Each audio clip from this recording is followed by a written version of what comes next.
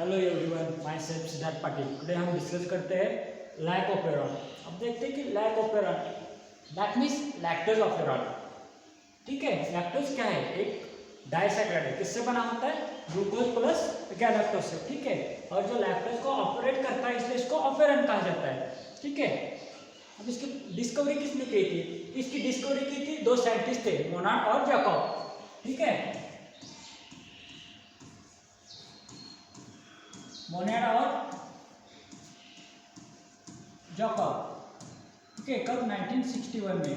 1961 में क्या कहते हैं, मोनेड और जैकब ने लैक ऑफ एरॉन की डिस्कवरी की थी और इसको नाम दिया कि लैक ऑफ एरॉन, क्योंकि लैक्टोज को ऑपरेट करता है। क्योंकि हमने देखा है कि जो म्यूजिकल इंस्ट्रूमेंट बजाने वाले होते हैं, जो वायलिन बजाते हैं, बहुत सारे लोग ऐसे बजा रहे होते हैं। ठीक है, और उनके सामने एक ही लोग बंदा खड़ा होता है कि उसको ऐसा करके ऑपरेट कर रहा होता है। उसी प्रकार से लैक्टोज है जो बहुत सारे जीव को ऑपरेट करता है। मतलब कि लैक्टोज के ऊपर, लैक्टोज ऑपरेंट के ऊपर क्या होता है? क्लस्टर फॉर्म के अंदर जीन होते हैं जो लैक जेड हो, वाई हो, ए हो, इन सबको ऑपरेट करता है। ठीक है, इसलिए उसको लैक ऑपरेंट नाम दिया था। ठीक है, अब उसको देखते हैं कि किस किसके नाम से कहा रिप्रेजेंट करते हैं। सबसे पहले तो इसको कैटाबॉलिक ऑपरेंट कहते हैं। ठीक है,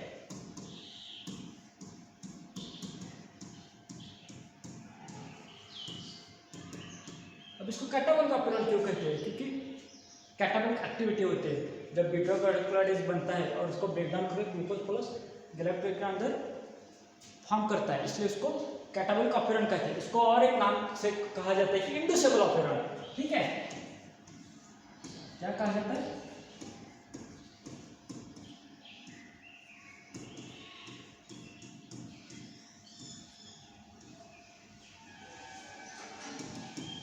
इसको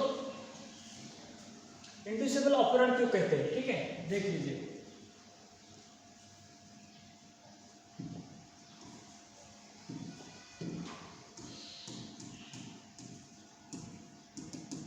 इंड्यूसिबल ऑपरेंट क्यों कहते हैं? क्योंकि ये इंड्यूस हो जाता है किसके प्रेजेंस के अंदर?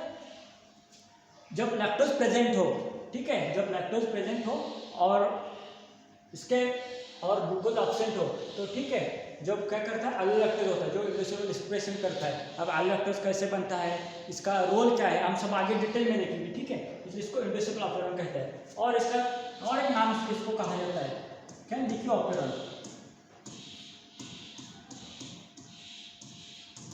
अब इसको लीकी ऑपरेंट क्यों कहते हैं? देखिए, जब ग्लूकोज प्रेजेंट होता है तब क्या होता है? लैक ऑपरेंट क्या रहता है? हम इसको ऑफ रहते हैं, मतलब इसकी एक्सप्रेसिविटी ऑफ रहती है। ठीक है, जब जब क्या होता है? जब बेसल लेवल पे बीटा ग्लाइकोसाइड बन रहा होता है। ठीक है, इसलिए उसको लीकी ऑपरेंट भी कहा जाता है। ठीक है, और उसको और एक नाम से कहा जाता है कि लैक्टोज ऑपरेंट।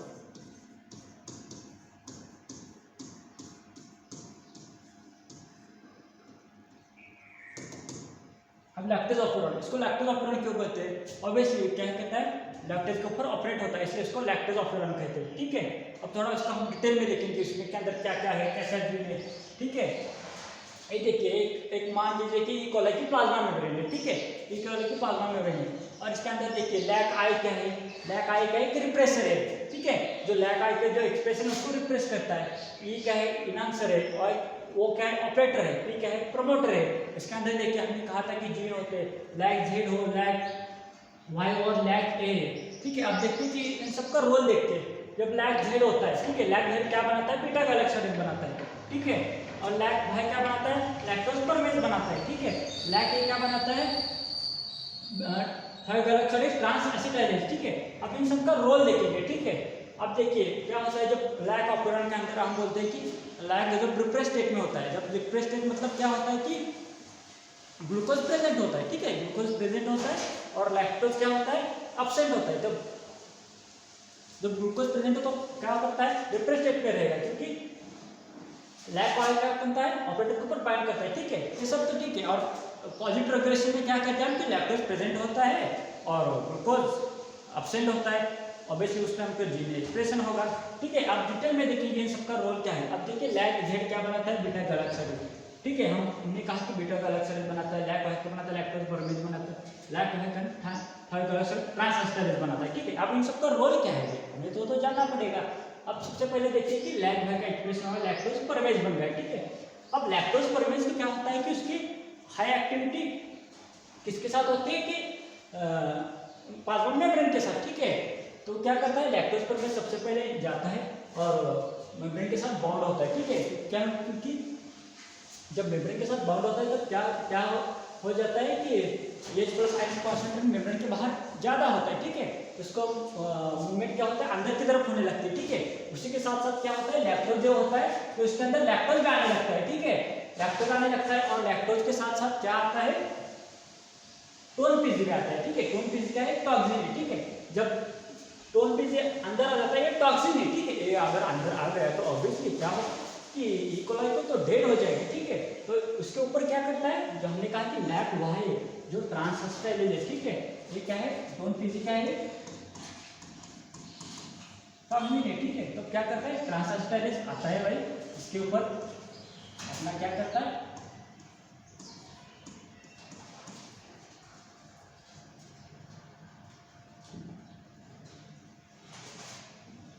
एसिटाइल ग्रुप क्या करता है,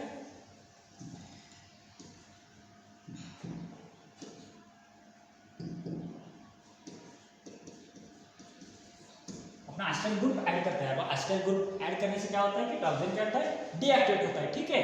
आप समझ में आया कि हमें एसिटाइल का रोल क्या है, लैक्टोज परमेज का रोल है। अब देखना है कि हमें बीटा गैलेक्साइड का रोल क्या है। हमने देखा कि लैक्टोज परमेज मेम्ब्रेन के ऊपर बाइंड होता है, इसकी वजह से क्या होता है, H+ आयन कॉन्सेंट्रेशन बाहर जाता है, जिसकी वजह से लैक्टोज भी अंदर आने लगता है, ठीक है। ट्रांसस्टाइलेज का हमने रोल देखा कि टोन पीजी अंदर आ जाता है, जो टॉक्सिन है जो ऑब्वियसली अगर अंदर आ गया तो बैक्टीरिया को किल कर देगा। जो एसिटाइल क्या करता है, इसके एसिटाइल ग्रुप ऐड करके उसको न्यूट्रलाइज कर देता है, ठीक है। अब देखना है कि हमें बीटा गैलेक्साइड क्या करता है, ठीक है। जब लैक्टोज अंदर आता है इसके ऊपर क्या होता है, बीटा गैलेक्साइड एक्ट हो जाता है, ठीक है।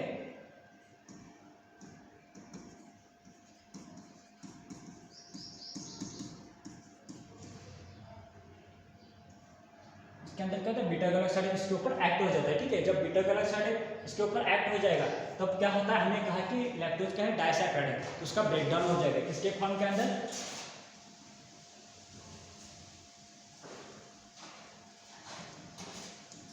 ग्लूकोज प्लस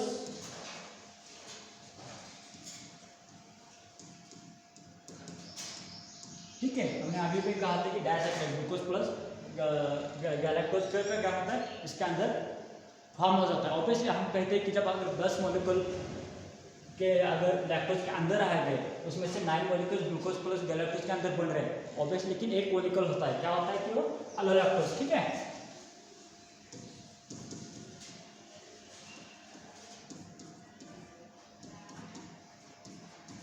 अब अनलैक्टोज क्या है, हमने अभी कहा था अनलैक्टोज क्या है, इंड्यूसर का काम करता है। जब वो रिप्रेसर के ऊपर बाइंड होगा और लैक आई को रिमूव कर देगा, ठीक है। इसी प्रकार से एलैक्टोज का रोल रहता है, ठीक है।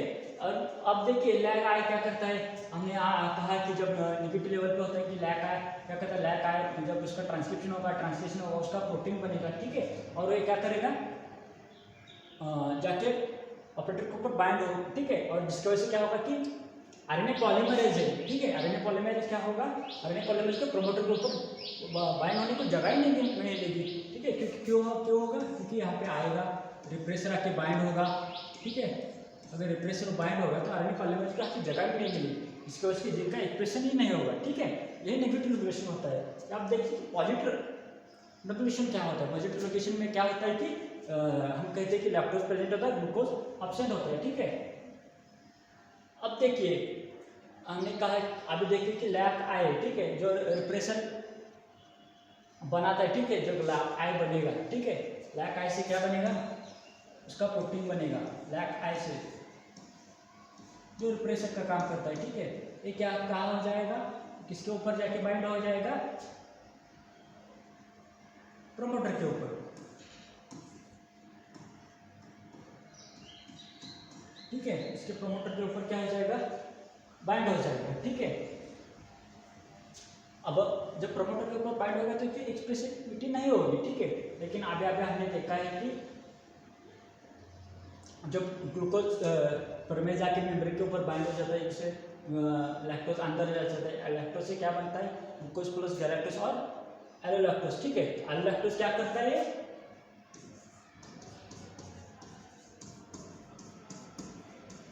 कि ग्रेटिशस इंड्यूसर है, ठीक है। अब एल लैक्टोज क्या करता है कि ये जाता है और रिप्रेसर के ऊपर बाइंड हो जाता है, ठीक है। ये जब रिप्रेसर के ऊपर बाइंड हो जाता है तो लैक आई को क्या करता है, रिमूव कर देता है। ये लैक आई को क्या करता है, रिमूव कर देता है। ऑब्वियसली यहाँ पे इसकी वजह से क्या होगी, आरएनए पॉलीमरेज को जगह मिलेगी कि भाई आओ और प्रमोटर के ऊपर बाइंड हो जाओ और लैक आई को रिमूव करो। अब देखिए हमने देखा कि बैक्टीरिया का प्रमोटर जो होता है क्या होता है, वीक होता है, ठीक है, जिसकी वजह से स्ट्रॉन्ग बाइंडिंग नहीं हो पाती आरएनए पॉलीमरेज की, यहाँ पे आके बाइंडिंग नहीं होती। अब देखिए कि साइक्लिक एमपी का क्या रोल रहता है। देखिए जब हम कहते हैं कि जब निगेटिव रेगुलेशन होता है तब क्या करता है, ग्लूकोज क्या करता है, साइक्लिक एमपी को इनहिबिट करके रखता है। लेकिन पॉजिटिविटी के अंदर क्या होता है कि ग्लूकोज नहीं होता, जब उससे साइक्लिक एमपी क्या रहता है, फ्री रहता है। साइक्लिक एमपी जब फ्री रहेगा तो क्या करता है, साइक्लिक एमपी सीआरपी और क्या का रिक्रूटमेंट करते हैं। आप देखिए सीआरपी और क्या है, CRP means constitutive regulatory protein और क्या मींस कॉन्स्टिट्यूटिव एक्टिव प्रोटीन जो कंटिन्यूअसली एक्टिव रहने का काम करता है, ठीक है। जब साइक्लिक एमपी क्या करते हैं, कैप और सीआरपी के ऊपर जाके बाइंड हो जाता है। जब इसके ऊपर बाइंड रहेगा तो ये क्या करते हैं, जाते और इनांसर के ऊपर बाइंड हो जाते हैं, ठीक है। ये इनांसर के ऊपर बाइंड हो जाता है और क्या करते हैं, आरएनए पॉलीमरेज की इनांसिविटी इंक्रीज कर देते हैं, जिसकी वजह से क्या होता है कि आरएनए पॉलीमरेज आता है, यहाँ पे बाइंड हो जाता है और क्या करता है, जिनका एक्सप्रेशन स्टार्ट कर देता है। जिसकी वजह से क्या होता है, जिनका एक्सप्रेशन अगर स्टार्ट हो जाएगा, जिनका एक्सप्रेशन स्टार्ट हो जाएगा जिसकी वजह से लैक जेड, लैक वाई और लैक एक्सप्रेस होने लगते हैं, ठीक है। जिसकी वजह से लैक वैसे बीटा डोलेक्सोडेज बनता है, लैक वैसे लैक्टोज फॉर्मेज बनता है और लैक ऐसे ट्रांस एसिटाइलेज बनता है। हमने रोल देखा कि बीटा डोलेक्सोडेज ब्रेक डाउन करता है ग्लूकोज प्लस गैलेक्टोज में और लैक्टोज बनाता है। फिर लैक्टोज पर मेम्ब्रेन के ऊपर जाके बाइंड होता है, लैक्टोज के अंदर किस प्रकार से लाता है, एस्टर का क्या रोल रहता है कि हमने देखा कि जब अंदर टॉक्सिन आता है तो हम पीजी को उसको न्यूट्रलाइज कर देते हैं, ठीक है। अब थोड़ा इसको हम देखते हैं कि एनिमेशन वीडियो के फॉर्म में अंदर थोड़ा डिटेल में अंदर देख लेते हैं कि किस प्रकार से एक वर्क करता है, ठीक है। अब थोड़ा देखते हैं कि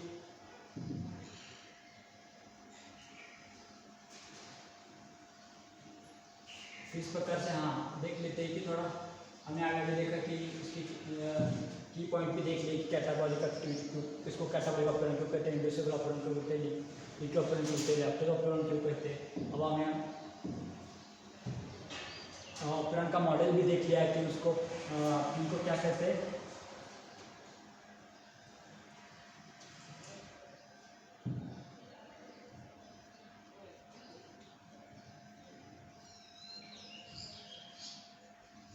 भी क्या है, रिप्रेसर है, इसका प्रमोटर है, ठीक है, ऑपरेटर है, लैक जेड वाई लेन का रोल देख लेकर हमने बीटा डोलेक्सोडेज क्या करता है, लैक्टोज फॉर्मेज क्या करता है, ट्रांसएस्टाइलेज क्या करता है, ठीक है। हमने आगे भी देखा कि निगेटिव रेगुलेशन मतलब ग्लूकोज क्या रहता है, प्रेजेंट रहता है और लैक्टोज एब्सेंट रहता है। और हमने देख लिया कि लैक आई का है, रिप्रेसर है, जिसका क्या करता है, कॉन्स्टिट्यूटिव ट्रांसक्रिप्शन होगा, ट्रांसलेशन होगा। और जब ग्लूकोज प्रेजेंट है तो ऑब्वियसली क्या करेगा, रिप्रेसर क्या होगा, ऑपरेटर के ऊपर बाइंड रहेगा, जिसकी वजह से क्या होगा कि लैक जेड वाई और एक ही ट्रांसक्रिप्शन एक्सप्रेशन में होगा ही नहीं, इनएक्टिव हो जाएगा, ठीक है। और तो इसका एनिमेशन देखिए कि भाई किस प्रकार से करता है।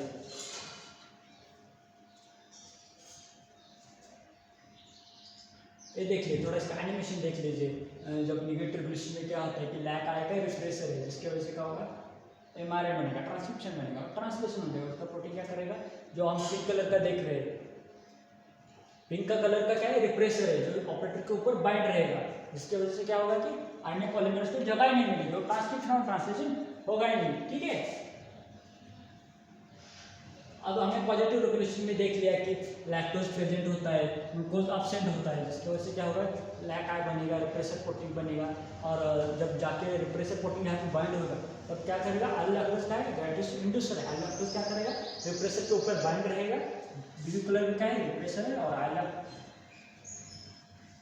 पिंक कलर का क्या है, एल लैक्टोज है, क्या करेगा, रिप्रेसर के ऊपर बाइंड रहेगा एल लैक्टोज और रिप्रेसर को रिमूव कर देगा, जिसकी वजह से क्या होगा कि आरएनए पॉलीमरेज को जगह मिलेगी। आओ बाइंड हो जाओ और जिनका एक्सप्रेशन करो, बीटा गैलेक्साइड बनाओ, लैक्टोज परमेज बनाओ, ट्रांसएस्टाइलेज बनाओ, ठीक है, जिसकी वजह से जिनकी एक्सप्रेसिविटी ऑन रहेगी, ठीक है।